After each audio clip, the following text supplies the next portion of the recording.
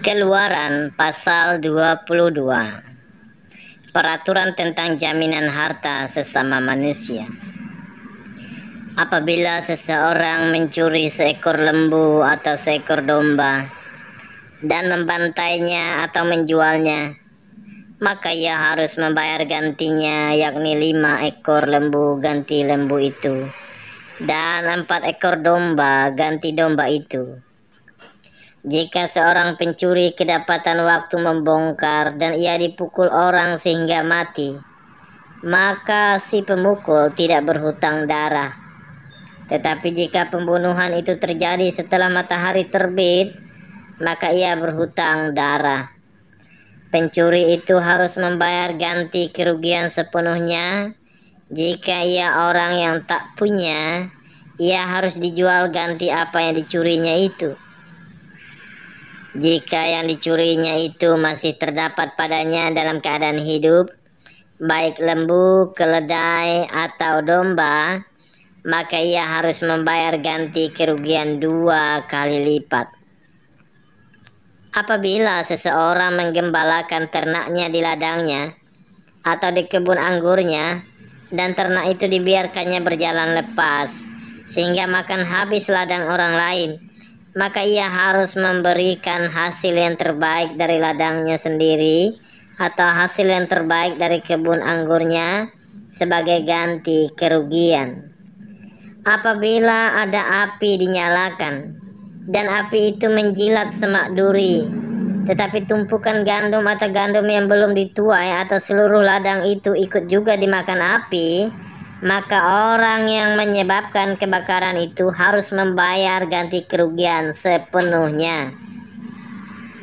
Apabila seseorang menitipkan kepada temannya uang atau barang, dan itu dicuri dari rumah orang itu, maka jika pencuri itu terdapat, ia harus membayar ganti kerugian 2 kali lipat. Jika pencuri itu tidak terdapat, maka tuan rumah harus pergi menghadap Allah untuk bersumpah bahwa ia tidak mengulurkan tangannya mengambil harta kepunyaan temannya. Dalam tiap-tiap perkara pertengkaran harta, baik tentang seekor lembu, tentang seekor keledai, tentang seekor domba, tentang sehelai pakaian, baik tentang barang apapun yang kehilangan, kalau seseorang mengatakan, "Inilah kepunyaanku," maka perkara kedua orang itu harus dibawa ke hadapan Allah. Siapa yang dipersalahkan oleh Allah haruslah membayar kepada temannya ganti kerugian 2 kali lipat. Apabila seseorang menitipkan kepada temannya seekor keledai atau lembu atau seekor domba atau binatang apapun dan binatang itu mati atau patah kakinya atau dihalau orang dengan kekerasan dengan tidak ada orang yang melihatnya, maka sumpah di hadapan Tuhan harus menentukan di antara kedua orang itu apakah ia tidak mengulurkan tangannya mengambil harta kepunyaan temannya, dan pemilik harus menerima sumpah itu, dan yang lain itu tidak usah membayar ganti kerugian. Tetapi jika binatang itu benar-benar dicuri orang daripadanya, maka ia harus membayar ganti kerugian kepada pemilik. Jika binatang itu benar-benar diterkam oleh binatang buas, maka ia harus membawanya sebagai bukti. Tidak usah ia membayar ganti binatang yang diterkam itu. Apabila seseorang meminjam seekor binatang dari temannya, dan binatang itu patah kakinya atau mati, atau ketika pemiliknya tidak ada di situ, maka ia harus membayar ganti kerugian sepenuhnya. Tetapi jika pemiliknya ada di situ, maka tidak usahlah ia membayar ganti kerugian. Jika binatang itu disewa, maka kerugian itu telah termasuk dalam sewa. Apabila seseorang membujuk seorang anak perawan yang belum bertunangan dan tidur dengan dia, maka haruslah ia mengambilnya menjadi istrinya dengan membayar mas kawin.